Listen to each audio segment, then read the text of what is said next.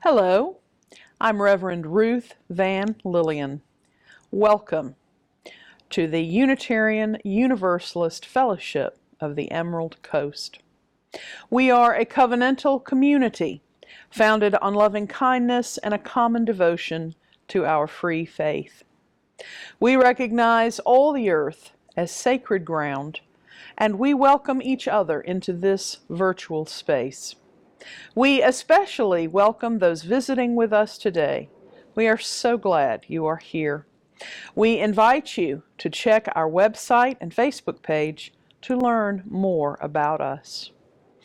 We hope to touch hearts, teach minds, challenge spirits, and comfort souls.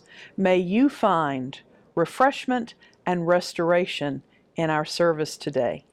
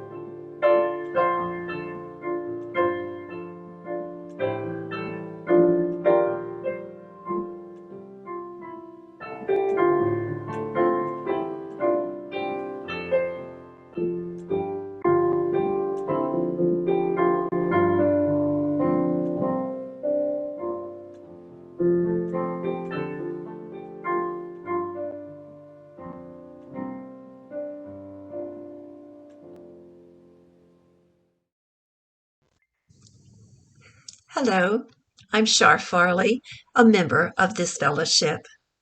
I'd like to add my welcome to all of you, whether you're a member of our fellowship or attending our virtual service to learn more about our Unitarian Universalist faith. Perhaps our most important announcement this morning is that on April the 17th, Easter Sunday, we'll be gathering in person for the first time in 2 years. Our Board of Trustees has asked that everyone observe social distancing and wear a mask to protect yourself and your UU friends. After the service, we'll be gathering outside to meet and greet our new minister, Reverend Van Lillian, and our new members who joined that morning. There'll also be an egg hunt for the children, so please put that on your calendar and make plans to be here. Lastly, check our weekly e-newsletter on our website at UUFEC.com for more important announcements about our upcoming events. Our chalice is a reminder that in hard times, our ancestors in faith acted with courage to bring hope and safety, to bring life itself to threatened people. We light it today as a reminder of who we are called to be. In a world still dangerous and despairing, with courage and faith, we bring ourselves to the work before us.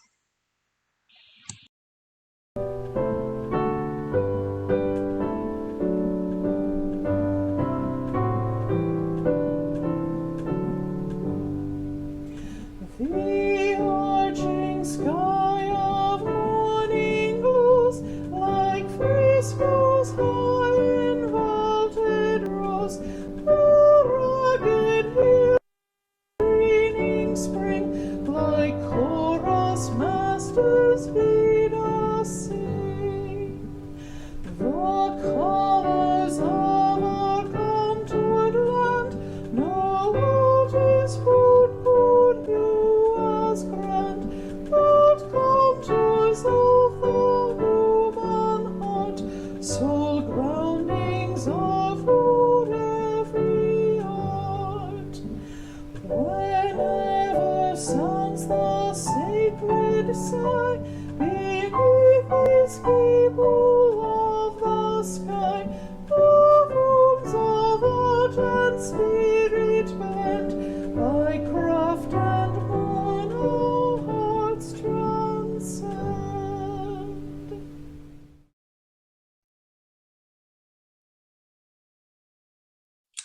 Good morning again. It's time for me to tell you another story. So today I'm going to read you a book. The book is called Henry's Work. And it's a story about a real person, although I'll show you what he looks like. So Henry really wasn't a bear, but in this book, he's a bear. So Henry was Henry David Thoreau, and he lived in the 19th century, which means a really long time ago, like in the 1800s. And he was a transcendentalist in New England, and the transcendentalists believed that there was an essential unity in all of creation, and we say that in our purposes, you know, that we're all part of the interdependent web of life, and that's kind of what they believed. So the real life Henry David Thoreau, he went to Harvard to college, but he didn't want to do any of those things that people usually go to school with for, which is, you know, being a teacher or a doctor or a lawyer. You know, Henry wanted to go into the woods, and he thought that nature would teach him how to live a better life. So this is a story about Henry. And of course, Henry really wasn't a bear, but in this story he is. And if you're an older person who has read a lot of other books, you'll recognize some of the other bears in the story. So Henry works. It's a misty, mizzling morning. Henry steps out the door and sniffs the air. It's a perfect day to walk to work. Henry stops beside the pond to dig comfrey root. Channing walks by. Henry, he says, you're not doing anything today. Come fishing with me. Not today, says Henry. I'm walking to work. Henry puts the comfrey root in his hat and walks down the path. From the top of a hill, Henry sees clouds far away. It has been a dry summer, but he knows it will rain today. The rain will not come until afternoon, so Henry fills his cup with water and sprinkles it on the milkweed flowers. Hosmer meets him on the path. Are you being a rain cloud today, Henry, he asks. I'm walking to work, Henry says. At the brook, Henry cuts a pole from a pine branch. With it, he pushes 3 crossing stones into place. He puts the pine needles in his hat with the comfrey root. Henry tramps a trail across Hosmer's field and finds a fox den. Mrs. Hosmer is sitting at her front window. There she is. Henry calls to her. Keep your chickens inside tonight. There's a fox around, he says. He leaves a branch of sweet-smelling pine on her window ledge.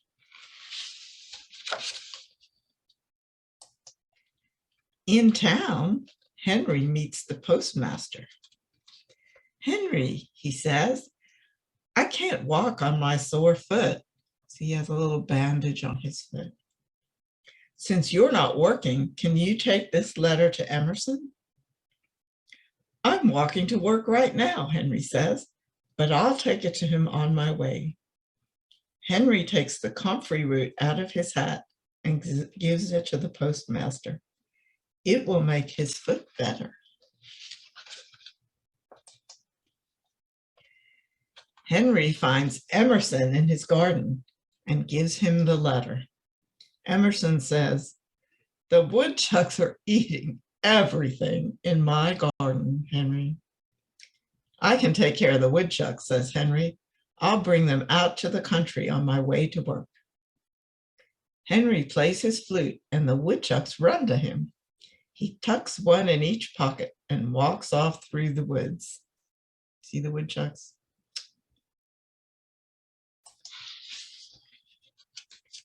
In Alcott's field, where Henry sets the woodchucks free, he finds a patch of wild strawberries.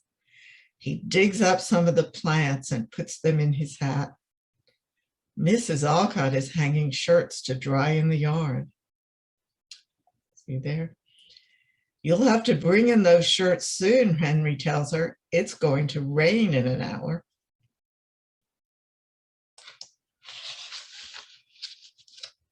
Henry walks along the road to Hawthorne's house. Inside the fence, the garden is growing wild with grapes and raspberries. Henry takes the strawberry plants out of his hat and finds a perfect place for them in Mrs. Hawthorne's garden. Starts to rain. Henry walks in the Millbrook, measuring the shallow water as he goes. Soon he meets old Flint sitting on the bank. "Are you taking a bath, Henry?" asks Flint. "No," says Henry, "I'm just walking to work." Henry climbs out of the brook and into the middle of a big huckleberry bush. See all the huckleberries? He crawls under it to cut away the tangles and picks berries until his pockets are full. Henry marks a path from the road to the huckleberry bush. He puts up a little sign so other people can find all the sweet huckleberries. Because I'm going to tell you, in the woods in New England, they're kind of hard to find. As Henry walks down the path to his cabin, he meets Channing carrying his fishing pole. He shows Henry the fish he has caught. "Did you go to work, Henry?" he asks. "I'm just getting to work now," says Henry. "What is your work?" Channing asks. "It's writing," said Henry. "I'm writing a book." Henry turns toward his cabin. All day he has taken care of things in the woods and in town. Now he is back where he started. Inside, he lights a fire. He hangs up his hat and coat. Then Henry sits at his desk to begin his book. Today, he writes, "I took a walk in the woods." So wouldn't it be wonderful if we could all just walk through the woods on the way to work and learn all kinds of different things from nature? And I know what I'm going to do. As soon as I finish telling you this story, I'm going to go outside and walk around in my garden and talk to my squirrels and talk to my birds and see what they have to say today. And I'll see all of you another time.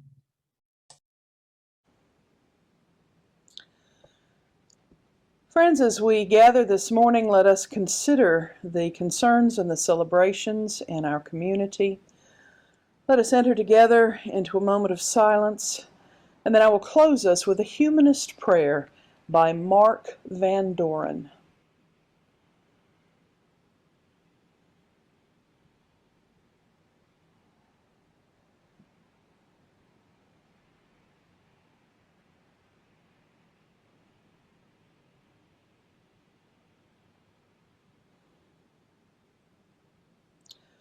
O world, my friend, my foe, my deep, dark stranger, doubtless unthinkable to know, my many and my one, created when I was and doomed to go back into the same sun.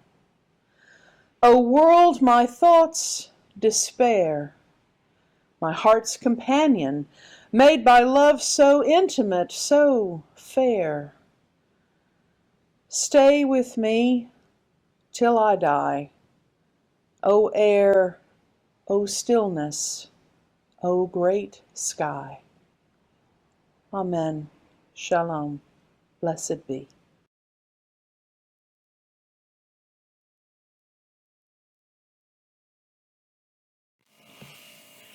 Thank you for your support of our fellowship as we prepare to return to in-person services. If you're new to our fellowship, we traditionally take money in the offering plate that is not earmarked for pledges and split it equally with a local charity. For the month of April, our Share the Plate donations will be shared with One Hopeful Place. One Hopeful Place is a homeless shelter in Fort Walton Beach, serving single men and women experiencing homelessness. There are separate buildings for men and women, as well as cold night shelter space. They continue to expand to serve more people and help them transition into permanent housing. The master plan includes a larger resource center, tiny houses, and portable classroom buildings to be converted into residences for women with children, as well as a gateway park for temporary, safe outdoor living with amenities. Please be generous as we support this need in our community. Thank you.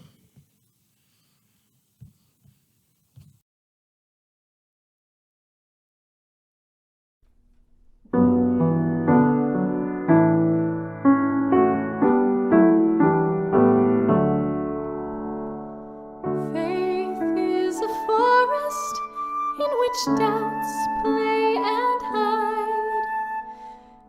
Insight can hear the still small voice deep inside. Web of life, may this thread I weave strengthen commitment to all I believe. Vision be my guide as I seek my way. Lead me into this tender day.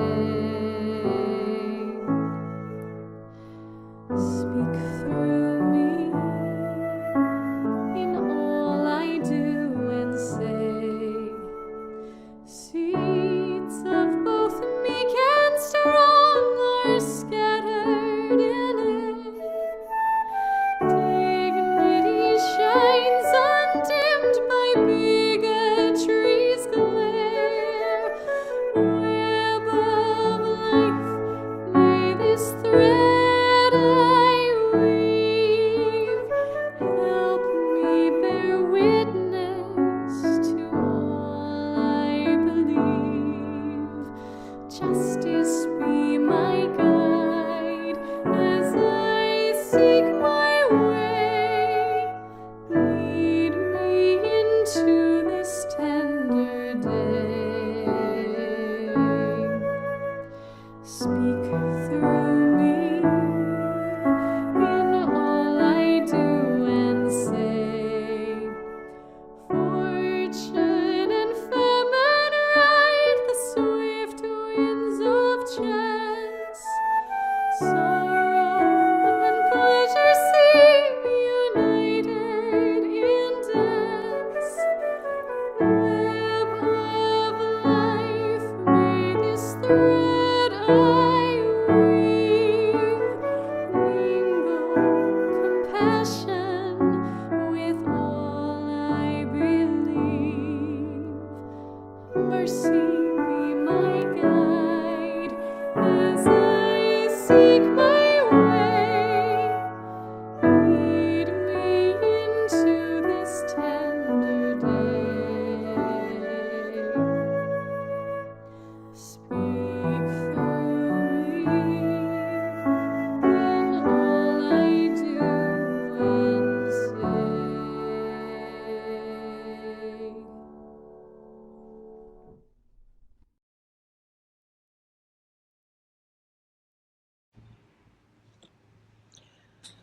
Whoever you are, come travel with me. However sweet these laid-up stores, however convenient this dwelling, we cannot remain here. The inducements shall be greater. We shall sail pathless and wild seas.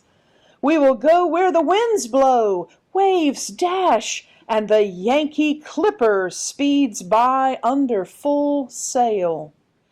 To know the universe itself as a road, as many roads as roads for traveling souls. From Song of the Open Road by Walt Whitman. Isaac Asimov, famous American biochemistry professor, prolific science fiction author, and signatory on the Humanist Manifesto 2, told the following story about his marriage to Janet Jepson in 1973. We didn't want the irrelevance of a religious ritual or the clamminess of City Hall.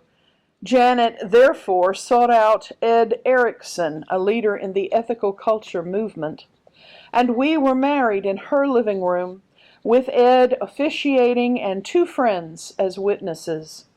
The deed was done our way, without orange blossoms, formal symbolism, useless gowns and tuxedos, without incense or organ music or meaningless traditions. What's more, we will stay married, I am quite confident, until death do us part. Even though we did not listen to anyone sing, "Oh, promise me." That's the humanist way. In his introduction to Erickson's book by the same name, Asimov adds, "There's a great deal more that is decent, sensible, and civilized to the humanist way. It does not simply apply to personal matters. It is also a view of the world, of each person's relation to other people, of the unity of humanity, of its place in the whole fabric of life against the background of our planet and our universe." In this same book, Edward Erickson defends humanism as a philosophy which affirms the freedom, dignity, and well-being of human beings as the supreme object of the moral life.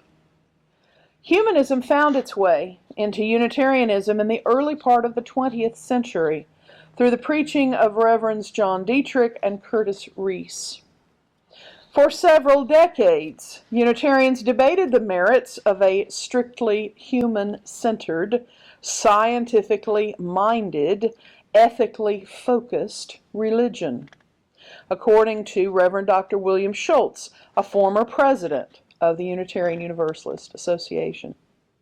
With the introduction of the first 3 humanist manifestos in 1933, the debate began to subside, and humanism began to grow in its power and popularity among Unitarian congregations.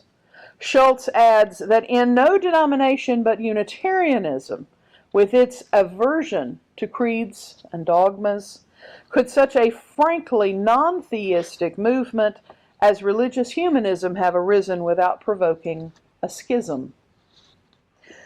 Some religious humanists take the stand of complete non-theism, or no belief at all in a supernatural divine being.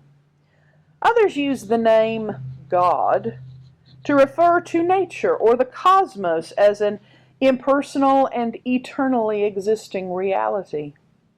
There are numerous variations on this theme, such as the common UU identification of agnostic, the maybe, maybe not position on God's existence, or skeptical theism. There may not be a God, but I shall live as if there is one worthy of the name. Between 1948 and 1967, the UUA and its predecessor organization planted over 700 small congregations called fellowships across the United States. Over 300 of them are still active today, including, I believe, our own on the Florida Panhandle.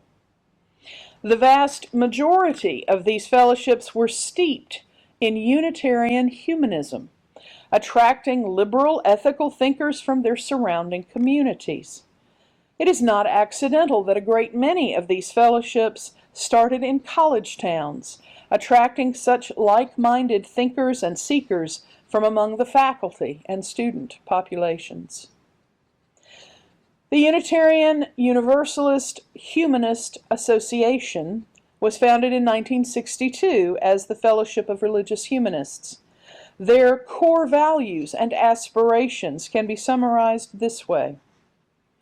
We share with most Unitarian Universalists the natural human desires for a beloved and accepting community, a purpose greater than ourselves, rituals and practices that resonate with our common humanity and shared mortality, and opportunities to work with other tough-minded, warm-hearted people to do good in the world and to help one another attain the greatest possible fulfillment in life. We approach the natural world with profound humility and a deep sense of wonder. We have a confirmed confidence in the collaborative methods of scientific inquiry and in interconnected knowledge about our natural world and ourselves. We are committed to pursuing fact-based initiatives that will help sustain the planet, our environment, and humanity itself. We serve as the principal stewards of the humanist heritage, affirming our commitment to free and responsible thought. We promise to work to end discrimination against non-theists.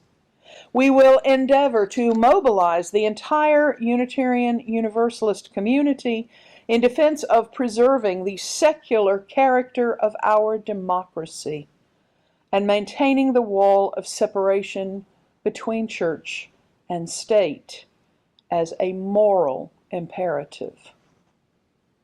We celebrate the joy of lived experience and the importance of love. Our lived experience is deeply enriched by beauty, and encouraging, experiencing, and participating in the arts and humanities reminds us that being alive is miracle enough. Some of you claim humanist as your religious and theological identity, while others, myself included, agree with much humanist philosophy and support many humanist initiatives.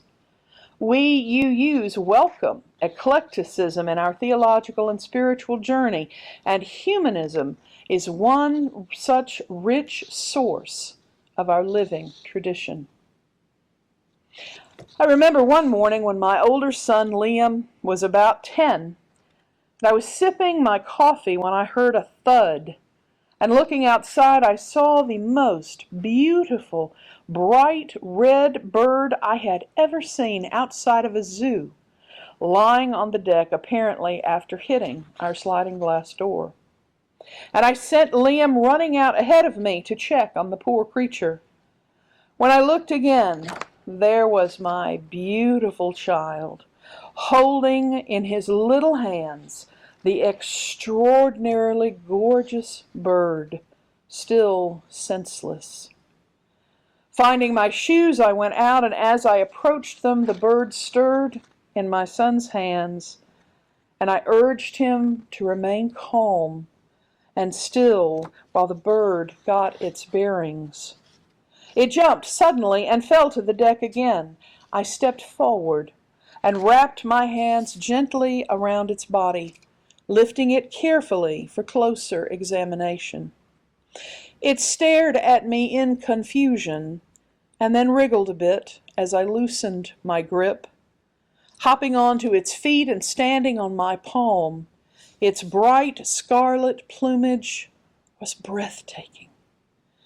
Liam and I stood quietly for a few precious seconds, and then the bird took flight and was gone in a flash of red through the trees. It was my first glimpse of a scarlet tanager, and it left me with a profound sense of awe at the beauty and mystery that is our home planet, and gratitude for a brief, close encounter with such a remarkably gorgeous creature.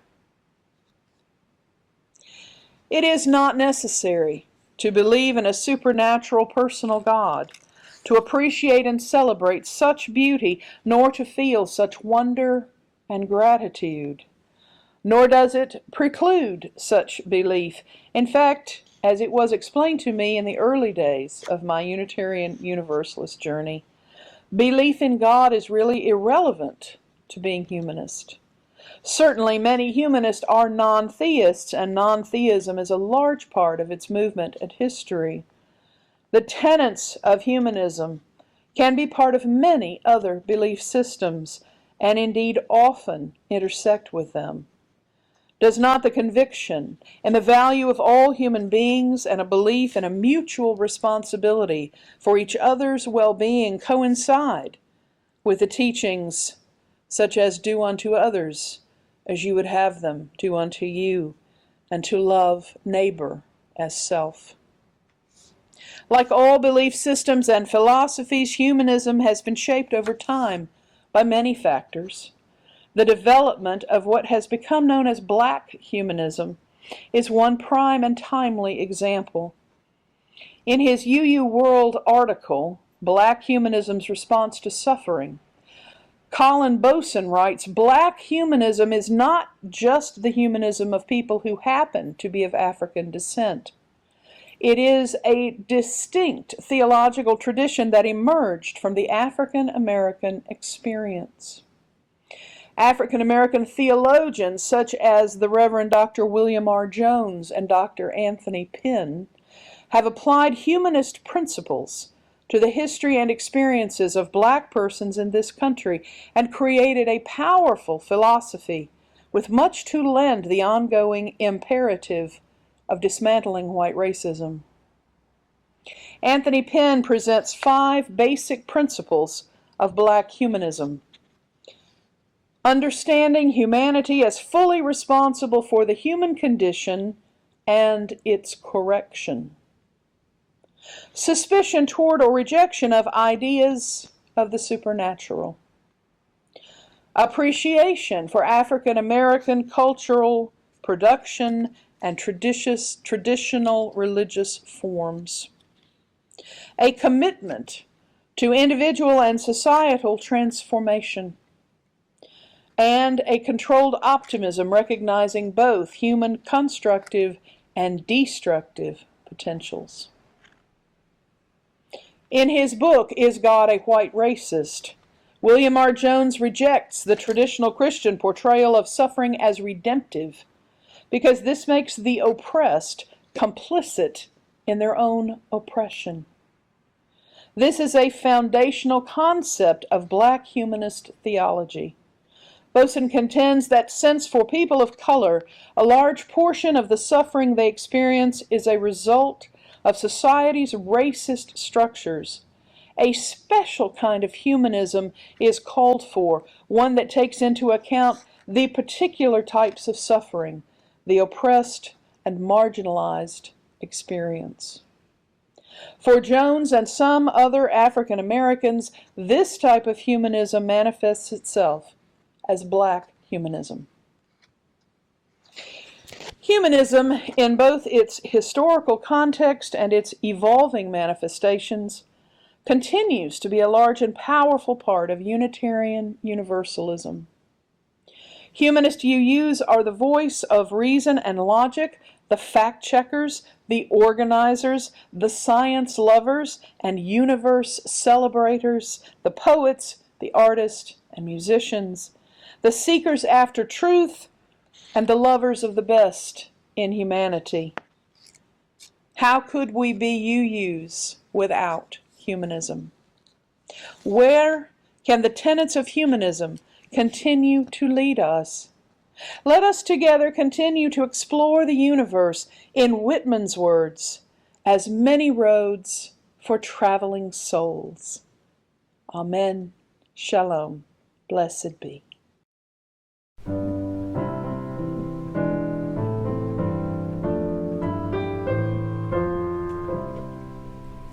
Life is the greatest gift of all the riches on this earth. Life and its creatures great and small, of high and lowly birth. So treasure it and measure it with deeds of shining worth. Mind is the brightest gift of all, its thought no barrier mars. It seeks creation's hidden plan, it quests surmounts all bars. It rains the wind, it chains the storm, it weighs the utmost stars. We are of life, its shining gift, the measure of all things. Up from the dust our temples lift, our vision soars on wings. For seed and root, for flower and fruit, our grateful spirit sings. Who could do better than to be on the high wind-swept hills of life, bringing songs to the soul full of loveliness and hope for all people? Brothers and sisters, join me on these roads, these many roads, for traveling souls. May humanism continue to enrich our living tradition. Let us go in peace. Amen. Shalom. Blessed be.